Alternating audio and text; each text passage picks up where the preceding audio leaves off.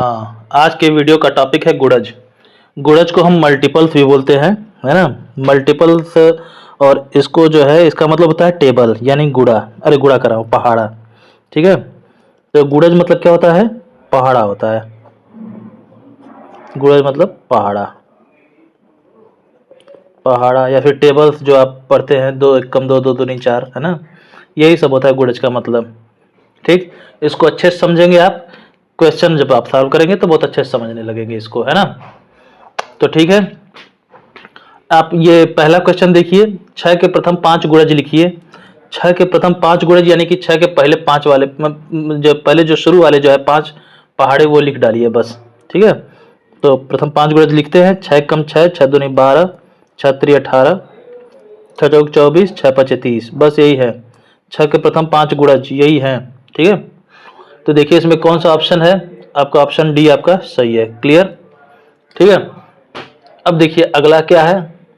8 के प्रथम 5 गुणज हैं, तो 8 के प्रथम 5 गुणज लिख लें भैया। तो यहाँ पे अगर क्वेश्चन में 8 के प्रथम 5 गुणज की बात किया है तो 8 एकम 8, 8 दूनी 16, 8 त्रिके 24, 8 चौके 32, 8 पचे 40। ठीक, बस यही पूछा है।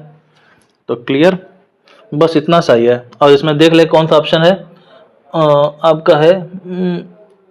8 पचे 40 तक कौन है भाई? ये ऑप्शन बी है। ऑप्शन बी आपका सही है। अब क्या है ये तीसरा क्वेश्चन। 6 के 4 गुणजों का योग है। 6 के पहले 4 गुणजों का योग है पूछा है। अच्छा ठीक है, तो 6 के पहले 4 गुणज हम लोग निकाल लें। तो 6 के पहले 4 गुणज निकल गए आपके। 6 कम 6, 6 दूनी 12, 6 3 18, 6 चौके 24। 6 के पहले 4 गुणज निकल गए और कह रहा है इनका योग है। तो इनका योग है यानी इनको जोड़ना पड़ेगा, तो जोड़ देते हैं भाई। देखते हैं क्या आता है। तो 12 6 18, 18 दूनी 36, और 36 में 24 अगर जोड़ेंगे तो यहाँ पे 36 + 24 कर लेंगे आप आराम से। 6 4 10, हासिल 1, 3 2 5 1 6, 60। तो 6 के प्रथम 4 गुणजों का योग क्या है? 60 है। आपका ऑप्शन डी है। देखिए कितनी जल्दी लगता चला जा रहा है ना। फिर अगला क्वेश्चन है 6 के प्रथम 5 गुणजों का योग है। लीजिए भैया, ये भी है आसान सा सवाल। 6 के प्रथम 5 गुणजों का योग। तो 6 के प्रथम 5 गुणज लिख लेते हैं। 6 कम 6, 6 दूनी 12, 6 3 18, 6 चौके 24, 6 पचे 30।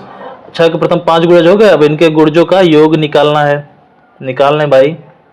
तो 12 6 18, 18 18, 36, और 36 और 24 60, और 60 में 30 जोड़ेंगे तो 90 हो जाएगा। तो देखिए 90 इसमें ऑप्शन ए है। क्लियर? ठीक है, अब अगला क्वेश्चन है 6 के प्रथम 5 गुणजों के योग से आने वाली संख्या के दहाई तथा इकाई के स्थानों पर आए अंकों का अंतर है। तो चलिए अंतर बाद में देखेंगे, पहले ये क्या कह रहा है। पहले कह रहा है 6 के प्रथम 5 गुणजों के योग, है ना। तो पहले 6 के प्रथम 5 गुणज का योग निकाल लेते हैं। तो 6 के प्रथम 5 गुणजों का योग तो पिछले क्वेश्चन में हमने निकाला था, फिर से निकाल लेते हैं। तो 6 के प्रथम 5 गुणज क्या होंगे? 6 कम 6, 6 दूनी 12, 6 3 18, 6 चौके 24, और 6 पचे 30। 6 के प्रथम 5 गुणज निकल गए। अच्छा, तो ये करा इनका योग की बात किया तो जोड़ दे सब गुणजों को, है ना। लो भैया, 12 6 18, 18 18, 36 36, और 24 60, और 60 30 90 हो गया। तो गुणजों का योग निकल गया। फिर कह रहा है कि प्रथम 5 गुणजों के योग से आने वाली संख्या के, तो गुणजों का योग से आने वाली संख्या तो यही है। हाँ, तो इसी से दहाई तथा इकाई स्थानों पर आए अंकों का अंतर है। इसमें दहाई पे क्या है? 9 है, और इकाई पे क्या है? 0 है। तो दहाई तथा इकाई पर आने वाले स्थानों पर आए अंकों का अंतर, तो इसके दहाई और इकाई पर आए अंकों का अंतर पूछ दिया है। क्या हो गया? तो भाई 9 में से 0 चला जाएगा, 9 हो जाएगा, है ना। 90 में भाई दहाई पे क्या है? इकाई दहाई 9 है, और इकाई पर 0 है, तो इन्हीं का अंतर पूछ दिया। ठीक है, तो ये 6 के प्रथम 5 गुणजों के योग से आने वाली संख्या क्या थी? 90 थी। के दहाई में 9 था, और इकाई में 0 था। के स्थानों पर आए अंकों का अंतर क्या होगा? 9 होगा। तो इसमें ऑप्शन डी सही होगा। ठीक, अब क्या है, अच्छा, 13 के प्रथम 7 गुणजों का योग किसके निकटतम है? तो 13 के प्रथम 7 गुणजों का योग किसके निकटतम है पूछ दिया भैया। तो इसको 13 के प्रथम 7 गुणज निकाल लें हम।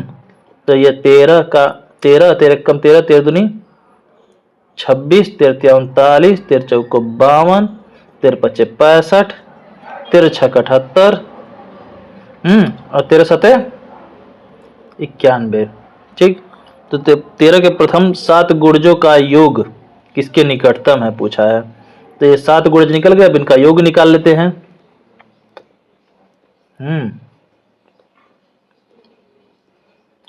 ठीक, तो ये 13, अब इनको जोड़ना है तो देखिए मेरे पास तो और टेक्निक भी है। क्या करूँ, उसका उपयोग करूँ? नहीं, जाने दीजिए, ऐसे ही सही है। यहाँ पे है 13 और 26 39 हो जाएगा। 39 में आप जोड़ेंगे 39 को तो कितना हो जाएगा? 9 9 18 का 8 हासिल बच गया 1 3 3 6 1 7। अब 52 को 65 में जोड़ेंगे कितना हो जाएगा? ये वाला इसमें जोड़ रहे हैं, ठीक है। इन दोनों का जोड़ मैंने यहाँ जोड़ दिया है। ठीक, ये यहाँ पे 5 2 7 अच्छा 5 11। फिर इन दोनों को जोड़ देते हैं यहाँ पे 78 91 को। तो 78 जोड़ते 91 में तो 8 1 9 और ये 9 7 16। अब ये जोड़ने पर 78 आया, यहाँ पे 117 है 169 आया। इन सबको जोड़ते हैं कितना आएगा?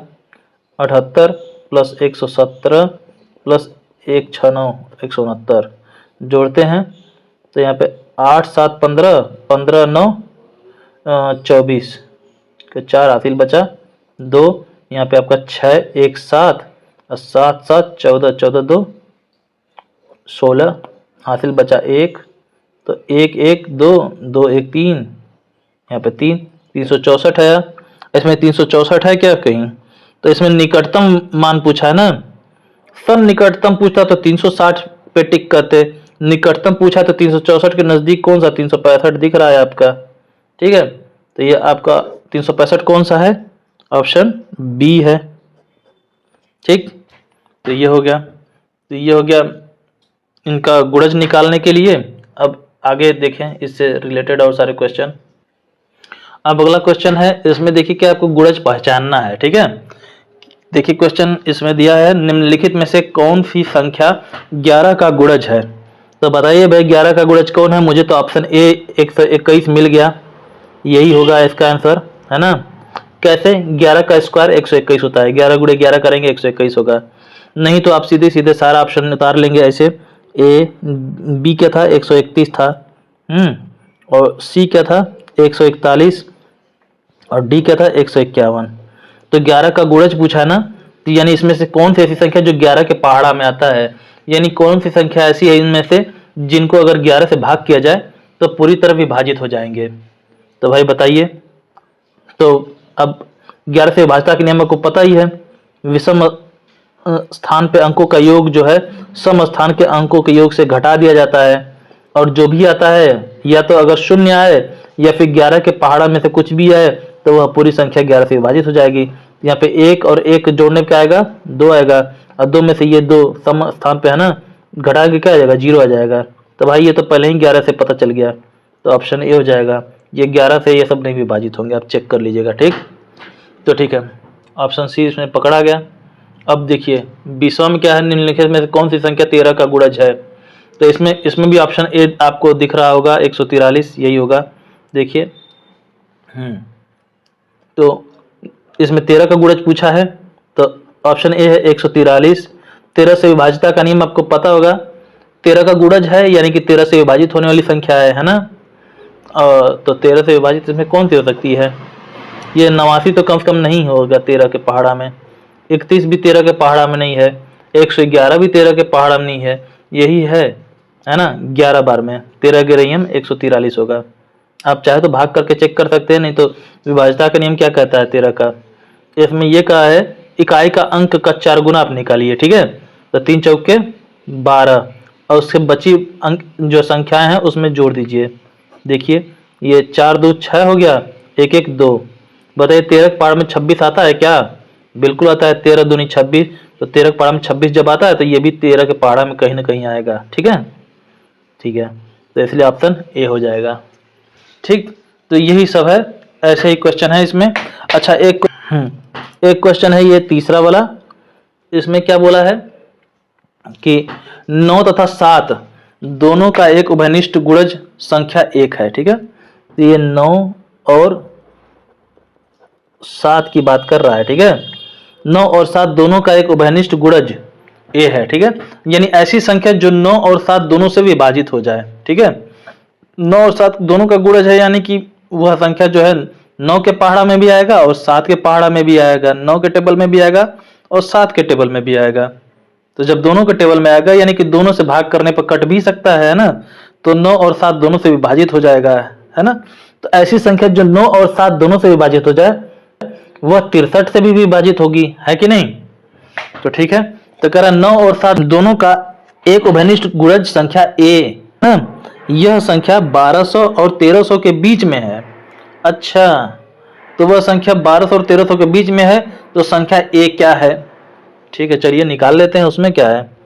तो देखिए 1200 और 1300 के बीच में है ना, 1200 और 1300 के बीच में ही यही कहीं है वह संख्या ए, जो 9 और 7 दोनों से विभाजित हो जाए। तो सबसे पहले तो पता करते हैं वह संख्या कौन है जो 9 और 7 दोनों से विभाजित हो जाए। तो सबसे छोटी संख्या जो 9 और 7 दोनों से विभाजित हो जाएगी वह संख्या 63 है। ठीक, यानी कि 63 ही ऐसी संख्या है जो 9 का भी गुणज है और 7 का भी गुणज है ना। ये सबसे छोटी संख्या है। अच्छा, तो अब 1200 से 1300 के बीच का ढूंढना है हमें। तो इसमें 1200 और 1300 में बड़ा कौन है, 1300 है ना। तो इसी 1300 में अगर हम 63 से भाग करने लगेंगे तो आपको धीरे धीरे पता चल जाएगा कि कौन सी संख्या है जो 1200 से 1300 के बीच में है और इससे क्या नाम है कि आपके 9 और 7 का गुणज भी है। ठीक है, तो 63 का पहाड़ा कितने बार पढ़ेंगे, 2 बार पढ़ते हैं। 2 3 6, 2 6 12, तो यहाँ 10 में 6 गया 4 और यहाँ पे बचा 2, 2 में 2 गया 0, 1 में से गया 0, कट गया। फिर ये 0 तो आते हैं। 13 का पढ़ा कितनी बार पढ़ेंगे कि 40 आएगा।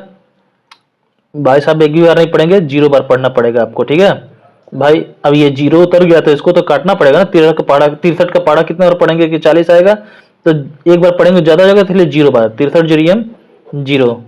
अब जो है घटाने पर 40 आया शेष, तो चलेगा, है ना। ऐसे उतार के छोड़ नहीं दिया जाता है। ठीक, तो देखिए 2 तरीके से ये आप आंसर निकाल सकते हैं इसका, या तो 63 गुणे 20 कर दीजिए या फिर जो है 1300 में से ये शेष जो 40 आया है ये घटा दीजिए। 40 बस घटाइए, ठीक है, 400 नहीं, शेष 40 आया ना। देखिए दोनों तरीके से आपका आंसर आ जाएगा। 63 दूनी, अच्छा ये 0 हो गया, 2 3 6, 2 6 का 12, 1260। और 1300 में से 40 घटाएंगे तब भी क्या आएगा, 1260। तो 1260 ही ऐसी संख्या है जो 9 और 7 दोनों के उभयनिष्ठ गुणज हैं। ठीक है, और 1200 से लेकर 1300 के बीच में है। ठीक, तो उम्मीद है ये क्वेश्चन कैसे लगाया जाता है आपको समझ में आ गया होगा लॉजिक के साथ। ठीक है, तो ये अच्छा ये तो जो है गुणज इसमें पता करना था ना कि कौन सी संख्या गुणज है।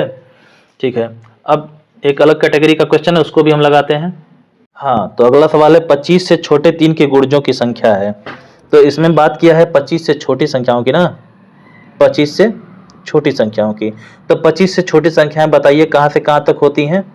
तो 25 से छोटी संख्याएं 1 से लगाए 24 तक की होती हैं, है ना। और इसमें क्या कहा है, तो 1 से 24 तक की संख्याओं में आपको 3 के गुणजों की संख्या में ये पूछा है। तो 3 के गुणज यानी 3 का टेबल पूछ दिया है ना 25 से छोटे। तो इसको तो आप 2 तरीके से कर सकते हैं। ठीक है, पहला तरीका क्या है, आप 3 का पहाड़ा सीधे सीधे लिख दीजिए, 3 के गुणज ही लिख डालिए।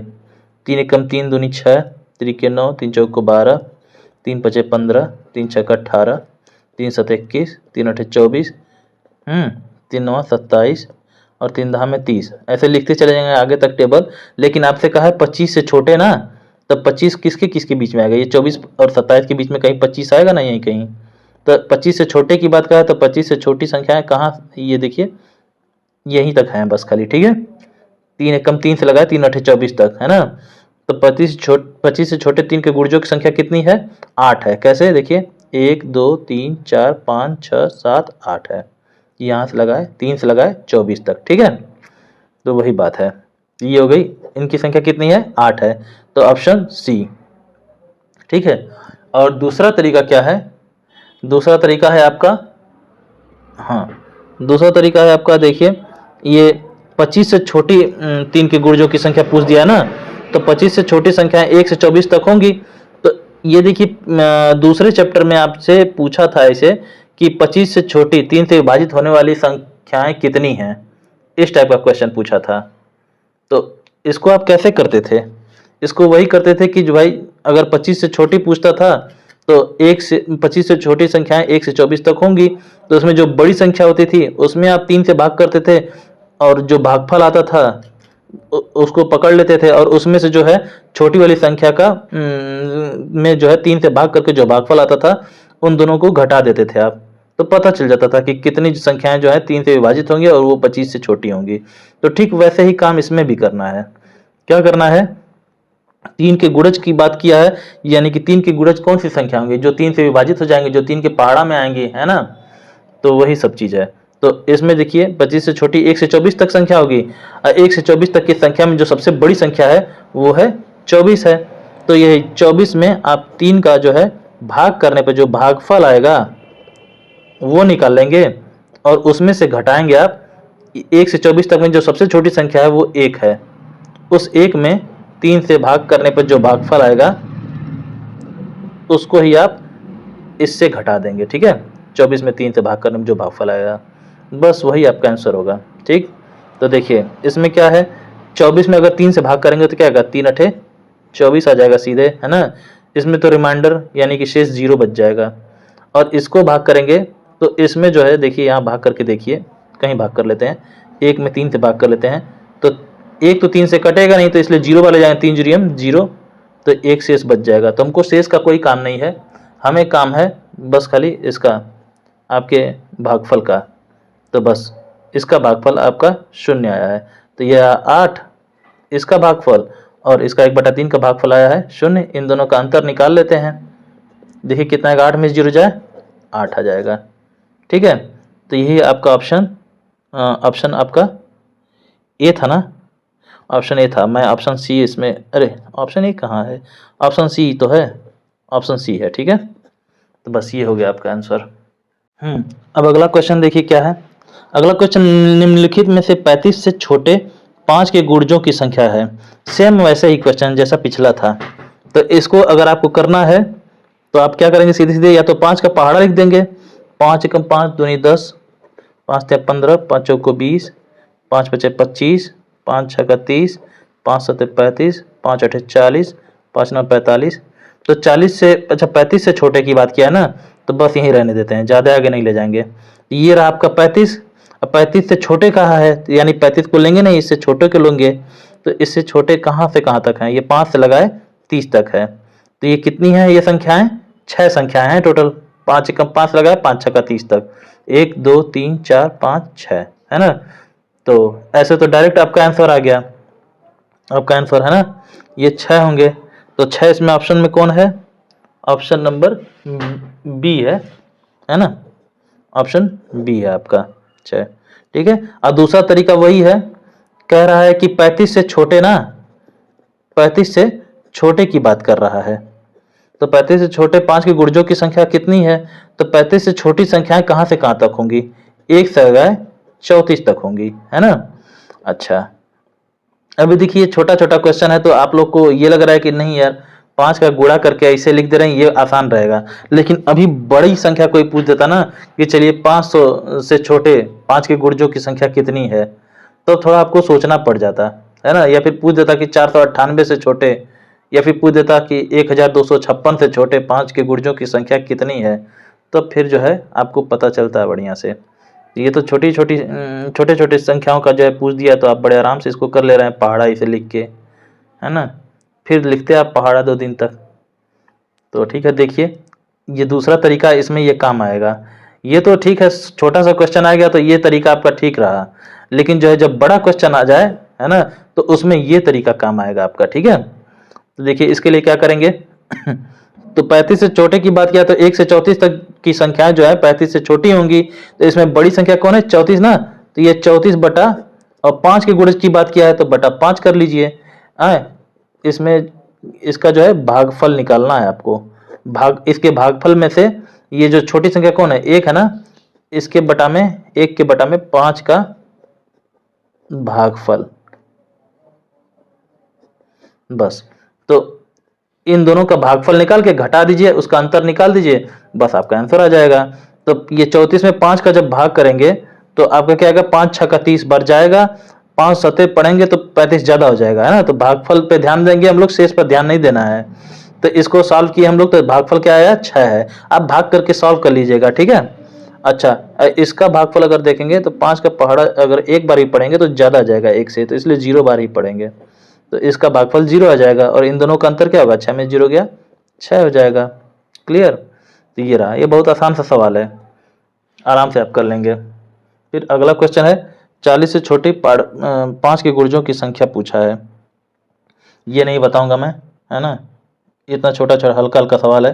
फिर 15 तक 5 के गुर्जों की संख्या, ये ठीक है। 15 तक 5 के गुर्जों की संख्या पूछ दिया है अगले क्वेश्चन में, ये बताऊंगा।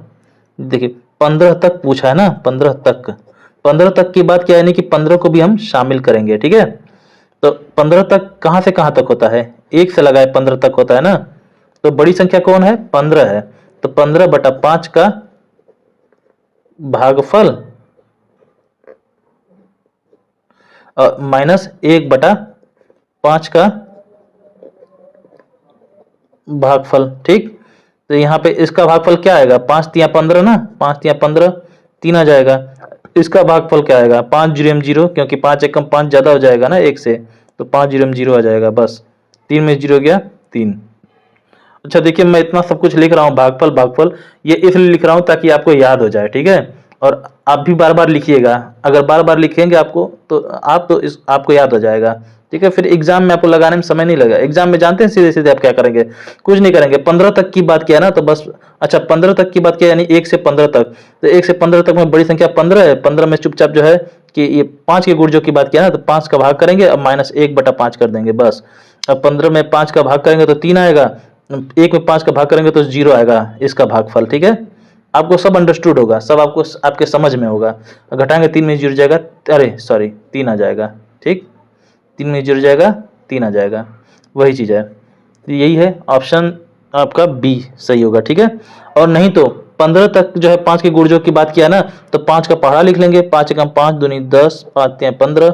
तो 15 तक 5 के गुर्जों की संख्या कितनी है? 3 है, 1 2 3, बस 3, ऑप्शन बी। क्लियर?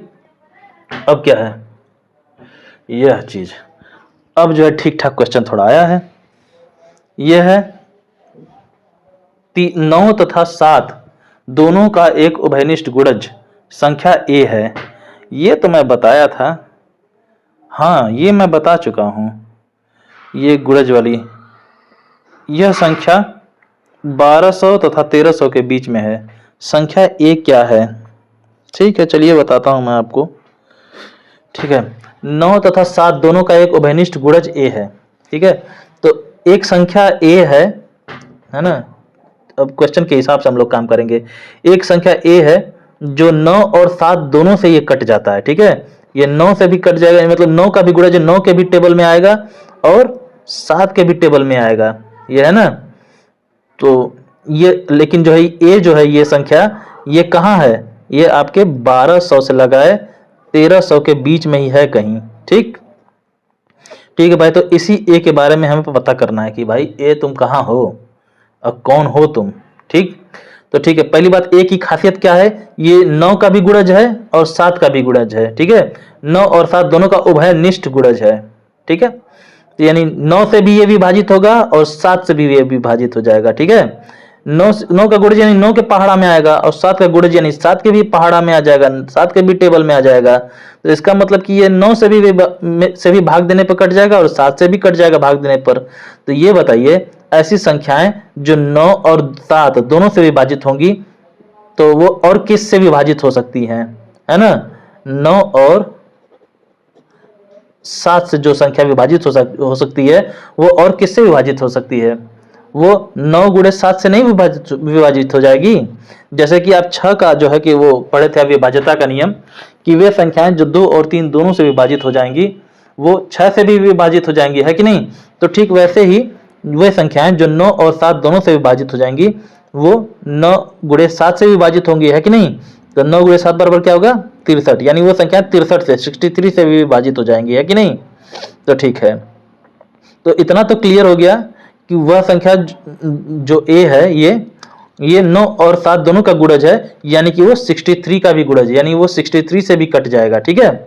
तो ठीक है, तो पहली बात अब ये 63 ऐसी संख्या है, 63 ऐसी संख्या है जो 9 और 7 दोनों का जो है सबसे छोटा गुणज है, ठीक है। लेकिन 63 जो है 1200 और 1300 के बीच में तो नहीं है, तो यानी 63 का पहाड़ा ये होगा कोई संख्या जो 1200 और 1300 के बीच में होगा, है ना। यानी एक ऐसी संख्या जो 1200 और 1300 के बीच में है वो 63 से ही विभाजित होने वाली संख्या होगी, है ना। और 63 से ही क्यों, क्योंकि 63 जो है 9 और 7 दोनों से कटने वाली सबसे छोटी संख्या है, या फिर 9 और 7 दोनों का गुणज सबसे छोटी संख्या है, ठीक है। तो इसलिए ये 63 से विभाजित होने वाली संख्या है, ठीक है। तो ठीक है, चलिए इसका पता करें कौन है ये संख्या, ठीक है। तो ये बताइए 1200 और 1300 में बड़ा कौन है। बड़ा तो 1300 है, तो इसी 1300 में हम जो 63 का भाग कर देंगे, ठीक है। देखते हैं कितनी बार कटता है। तो 63 दूनी 126 होना चाहिए, 2 3 6, 2 6 12, ठीक। तो यहाँ 10 में से 6 गया 4, ये तो 2 में से 2 गया 0, 1 में से गया 0, फिर अब ये 0 उतर जाएगा यहाँ पे। तो 63 का पहाड़ा आप कितनी बार पढ़ेंगे कि 40 आ जाए, तो 0 बार। तो 63 40 63 जीरो 0 हो जाएगा, एक बार पढ़ते तो ज़्यादा जाता है कि नहीं, इसलिए 0 बार पढ़ा मैंने, ये 0 4, ठीक। तो अब दो तरीके से इसका आंसर निकाल सकते हैं हम लोग, ठीक है। ये दो तरीके से जो है ए का वैल्यू हम लोग निकालेंगे। कैसे, पहला तरीका ये है आप 63 गुणे 20 कर दे तब भी निकल जाएगा, और दूसरा तरीका है आप 1300 में से ये शेष घटा देंगे ना, ये शेष हटा ही देंगे इस 1300 में, तो फिर जो है कि जो संख्या आएगी वो 63 से कटने वाली संख्या आ जाएगी, है कि नहीं। जब शेष जो बच रहा है 40 ये इससे कम होता तो ये जो है 63 से पूरे पूरे विभाज्य हो जाता, ठीक है। तो यही 40 हम लोग इसमें से घटा देते हैं, ठीक। तो भाई इसका इसमें 63 में 20 का गुणा करेंगे तो ये 0 उतर जाएगा, 2 3 6, 2 3 6, 2 6 का 12, 1260 हो जाएगा। अब वैसे इसको जब घटाएंगे तो 0 में 0 गया 0, यहाँ पे 10 में से 4 गया 6, यहाँ पे 2 बचा 2 और ये 1, 1260, ठीक है। तो 1260 ही वो संख्या है जो 1200 और 1300 के बीच में है, और वो 9 और 7 दोनों का जो है ये गुणज है, ठीक है, ठीक है। तो यही चीज है, क्लियर। चलिए, अच्छा ये मैं घटाया क्यों है, घटाया क्यों हूं भाई, घटाया इसलिए हूं जैसे कि मान लीजिए कि अगर आप 13 में अगर आप भाग कर रहे हैं किसका 5 से, ठीक है, तो 5 दूनी 10 हो गया, ठीक। शेष कितना बच रहा है 3 बच रहा है, ठीक है। अच्छा अगर आप 13 में से 3 पहले ही घटा देते, 13 में से 3 पहले ही घटा देते तो क्या जाता 10 आता ना, और 10 क्या होता 5 से पूरी तरह विभाजित होता कि नहीं हो जाता। तो वही चीज है, या फिर इस 5 का इसमें 2 में गुणा कर देंगे आप, 5 गुणे 2 तो क्या आएगा 10, 10 5 से पूरी तरह विभाजित हो जाएगा कि नहीं हो जाएगा। तो वही चीज है, वही काम मैंने इसमें भी किया है, ठीक है। चलिए इस लॉजिक के पीछे ज्यादा ना भागिए, ठीक है। अब देखते हैं अलग टाइप का क्वेश्चन कौन सा बचा है। अब एक लास्ट क्वेश्चन है इसका गुणज से संबंधित, है ना। इसके बाद जो है उभयनिष्ठ गुणज हम पढ़ेंगे, ठीक। तो कह रहा है इसमें क्या, वह छोटी से छोटी संख्या क्या है जिसे 72 से गुणा करने पर 112 का गुणज प्राप्त होता है, ठीक है। तो ये देखिए बहुत बढ़िया क्वेश्चन है। इसमें देखिए आप अभाज्य गुणनखंड तो पढ़ ही चुके हैं, है ना, तो आपको ये लगाना आसान होगा।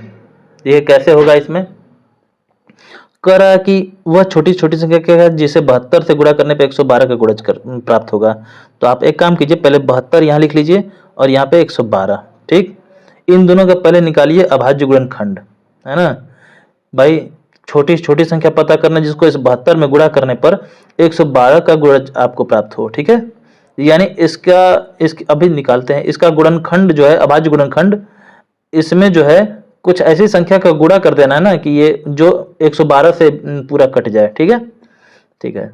तो ये अभाज्य गुणनखंड इसका निकालते हैं सबसे पहले। तो इसका क्या होगा, 36 दूनी 72 होता है ना, 2 गुणे 36 यानी 6 6 36 तो है 2 गुणे 3 गुणे 3। आप अभाज्य गुणनखंड यहाँ पे आप एलसीएम मेथड से मानो तो निकाल लीजिएगा, है ना, ऐसे 2 36 72, 2 3 6 2 6 12, 2 18 36, हाँ, फिर 2 9 18, फिर आप सॉरी, हाँ, तो फिर ये 3 3 9 और यहाँ पे 3 1 3 निकाल लिया ना। तो 1 2 3, 3 ठो 2 है और 2 ठो 3 है, ठीक है। 112 का है तो इसका क्या होगा, 2 के पावर 4 गुणे 3 के पावर 2 होना चाहिए, ठीक है। 2 गुणे 2 गुणे 2 गुणे 2 गुणे 3, अच्छा ना ना ना, निकाल ही लेते हैं यार, हवा में तीर क्यों चलाएं। 112, 2 बचे 10, 2 6 12, गड़बड़ी हो गई थी मेरी मुझसे।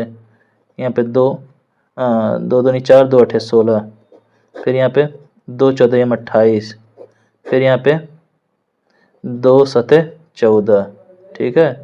हाँ, गड़बड़ी तो हो गई थी, ये 3 जूठी में ला रहा था मैं।